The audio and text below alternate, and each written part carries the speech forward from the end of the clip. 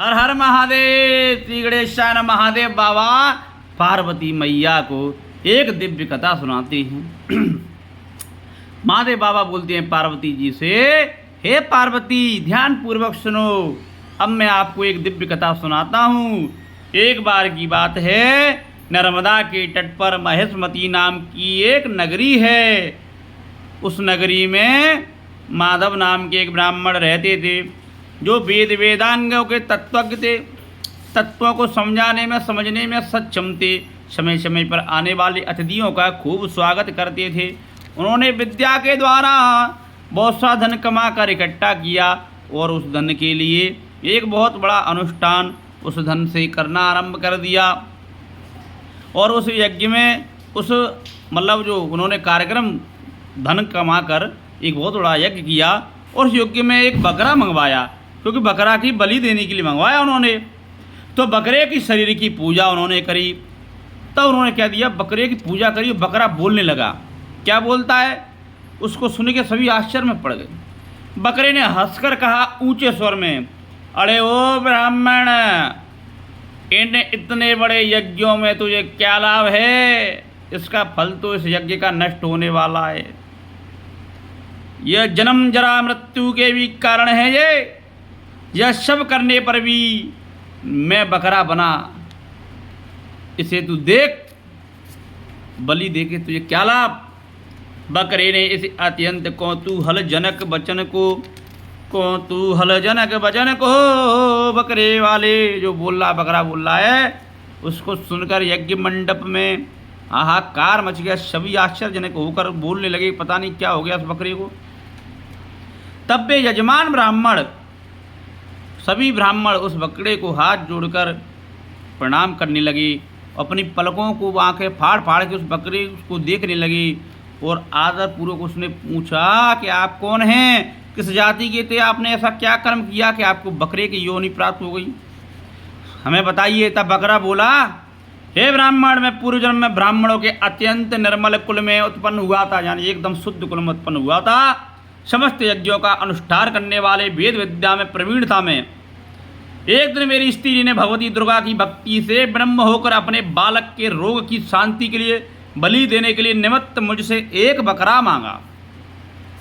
किसी ने कह दी कि बालक बीमार है, बलि चढ़ा दो तो ठीक हो जाएगा। तो उसकी पत्नी बात मांगी तो उसने बकरा मांगा।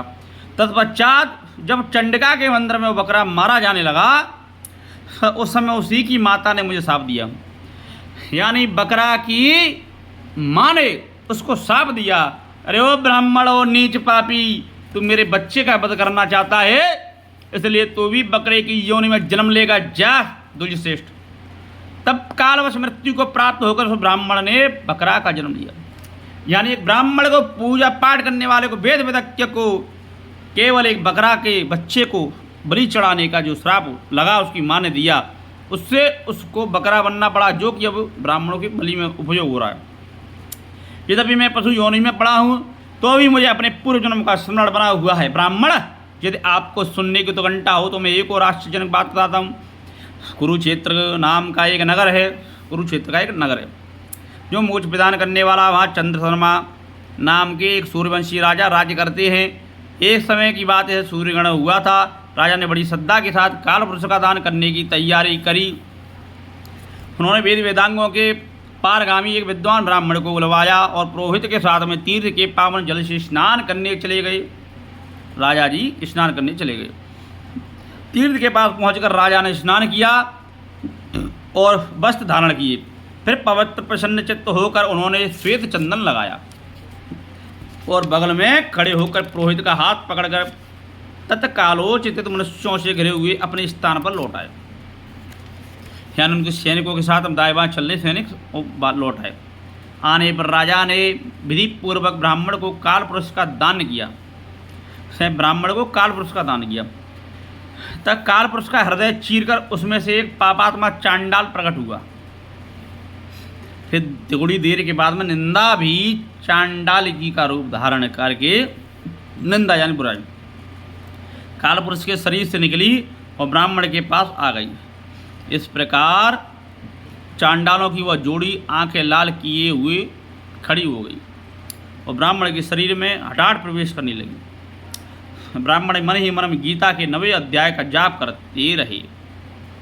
राजा चुपचाप या कौतूहल देख रहा था। अब ब्राह्मण क्या करे, चंडकाल को देख के 9वें का अध्याय पाठ कर रहा है।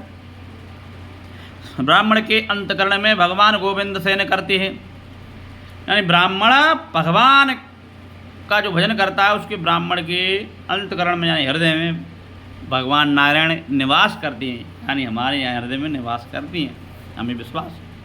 वे उन्हीं का ध्यान करने लगे। हे नारायण बचाओ बचाओ इस चंडला से, हे राधे जी के स्वामी बचाओ। तब गीता के अध्याय का वे जप करने लगे। भगवान का ध्यान करते हुए अपने आश्रयभूत भगवान का ध्यान किया। उस समय गीता के अक्षरों में प्रकट हुए विष्णु दूतों द्वारा पीड़ित होकर वे दोनों चांडाल भाग गए। गीता के एक एक अक्षर में भगवान विष्णु के दूत प्रकट हो गए, उन्होंने चंडालों को भगा दिया। उनका उद्योग निष्फल हो गया, यानी चंडाल उस ब्राह्मण के शरीर में प्रवेश नहीं कर पाए। इस प्रकार इस घटना को प्रत्यक्ष देखकर राजा के नेत्र आश्चर्यचकित हो उठे। उन्होंने ब्राह्मण से पूछा, विप्रवरिष्ठ भया महाभयंकर आपत्ति को आपने कैसे पार कर लिया? आप किस मंत्र का जाप किया? आपने किस देवता का स्मरण किया?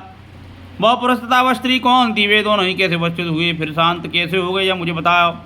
ब्राह्मण के राजा, चंडाल का रूप धारण करके भयंकर पाप ही प्रकट हुआ था तथा वह स्त्री निंदा की साक्षात मूर्ति थी। मैंने इन दोनों को ऐसे ही समझाता हूँ। उस समय में गीता के 9वें अध्याय का मंत्रों की माला जपता था। उसी महात्म के सारा संकट दूर हो गया। उसी का महात्म है कि सारा संकट दूर हो गया। मैं नित्य ही गीता के 9वें अध्याय का जप करता हूँ। उसी के प्रभाव से प्रतिग्रह जनित आपत्तियों के पार हो गया हूँ। यह सुनकर राजा ने उसी ब्राह्मण से गीता के 9वें अध्याय का अभ्यास किया। फिर वे दोनों ही परम शांति को मोक्ष को प्राप्त हो गए। यह कथा सुनकर ब्राह्मण ने बकरे